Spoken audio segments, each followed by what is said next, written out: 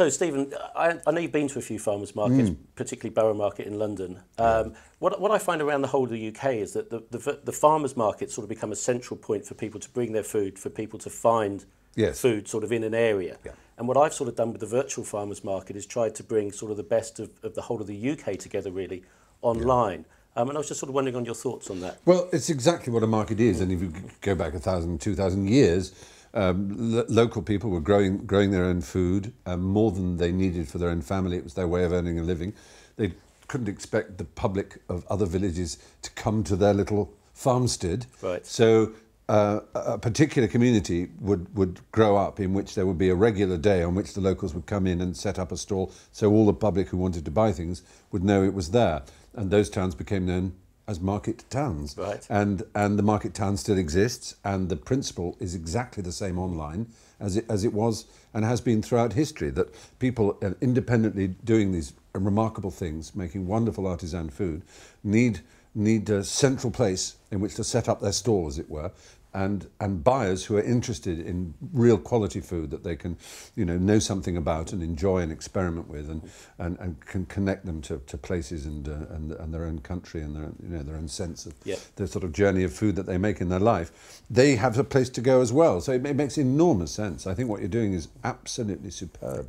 And what I've originally, the whole idea of the videos on each page is it's just like a normal farmer's market. You would stand, the farmer would, or the producer would present his wares, and you would listen to them tell their story. He'd also say what kind of field, so exactly. with videoing each of the producers, or each producer sending their videos in, telling us how they've made their food, and that's the bit that really interests me. I've always thought that technology had an enormous role to play with food in terms of animal welfare and the provenance of food. Is that in an ideal world, in any shop, you should.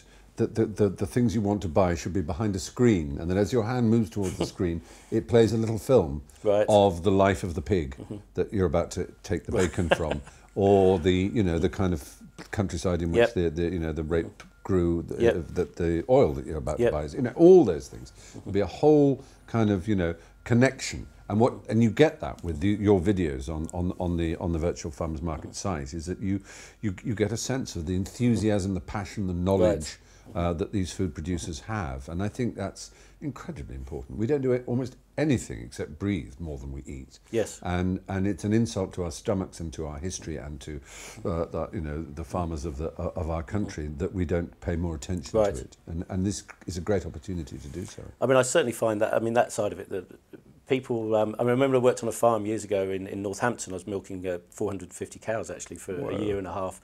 But they used to bring school trips out.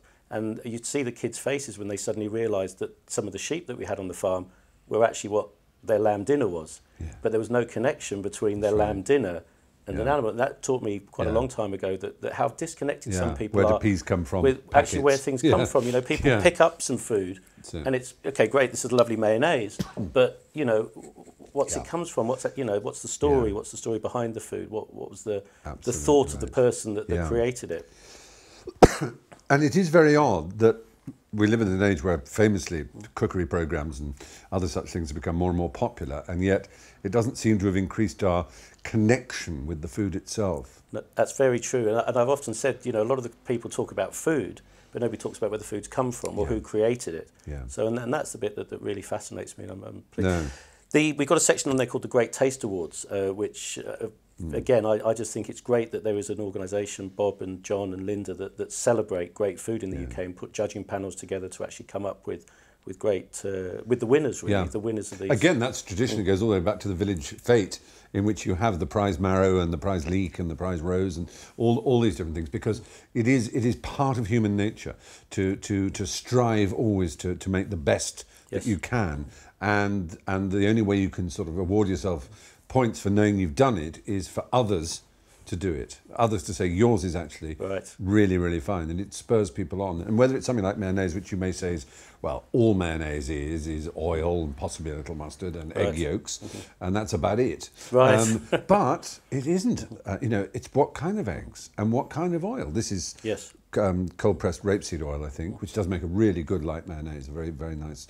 But it's very different from other kinds of mayonnaise. And that, you know, if it's all olive oil, you get a very Mediterranean, sort of glossy, dark, yellowy sort of mayonnaise, which is a very different sort of mayonnaise to the kind you get here. I'm also a bit of a nut about mayonnaise. I know, I heard. If I get depressed or I can't sleep at night, I will go down to the kitchen and make mayonnaise. It's a very soothing thing to do, because you need to concentrate, but also you can sort of let your mind wander, you know, because it's just dropping in the oil. It's slow enough so it doesn't split. And maybe we can let you take this one you can take a night off.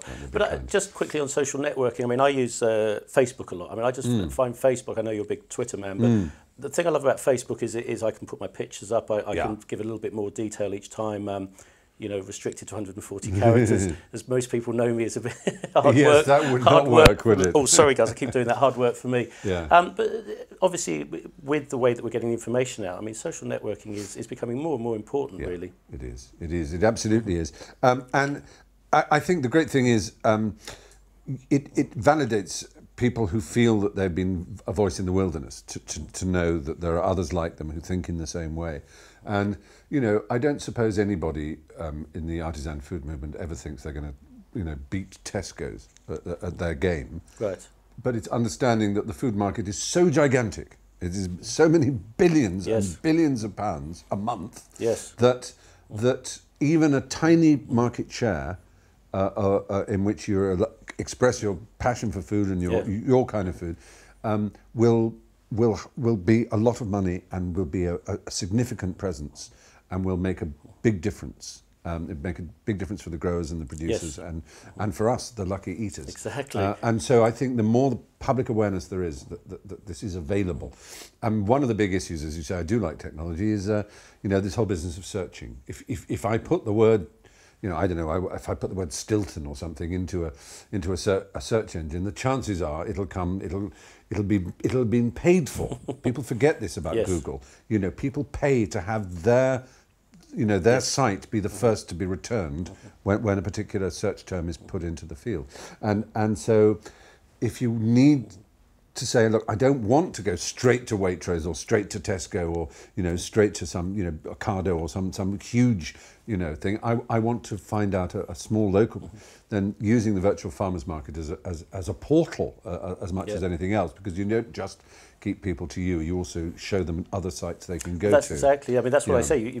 People might go to a farmer's market with, you know, to buy some cheese, but they end up buying some ham and some pork pie and stuff. Yeah. And that's really what I hope at the virtual farmers market, through connection with one product that we supply, you might invariably end up finding 5 or 6 products, because Google will only tell you what you're looking for or give you the information on what you're looking for. So if you type in chili jam, it'll tell you everything you need to know about chili jam, and that's the end of it. You've then got to think, what's my next product? So. And what, as a consumer, which I speak of, obviously, one expects or hopes for in return is obviously, you know, reliability, honesty, a product, you know, quality that is, you know, can be trusted time and time again. I don't necessarily expect that there'll be as many clear delivery times as you would get from a, you know, from an online major supermarket with a vast turnover of billions. But and any more than I would expect from a farmer's market to get, you know, I'd expect a pretty rough old paper bag to put the loose apples in. And actually, it's part of the pleasure of it. And I think as long as one understands that, then there's people are very forgiving with my delivery system, which is don't sell yourself short. It's highly regarded. But it's nice, you know. Of course, it's not a Ocado. You don't have these, you know, automated warehouses. We've got producers. We've got limited supply with, you know, with the delivery and everything. It's really nice. And you also want to obviously save as much fuel as possible by making the run economical, rather than. And that's the whole point, is that we bring all this food together and then it gets distributed out. So that's great. Guys, listen, it's been a real pleasure, Stephen. Thank you so much for giving up your time to talk to us. I'm a big fan, and congratulations to you and your friends, the producers. No worries. Thanks, guys. Cheers.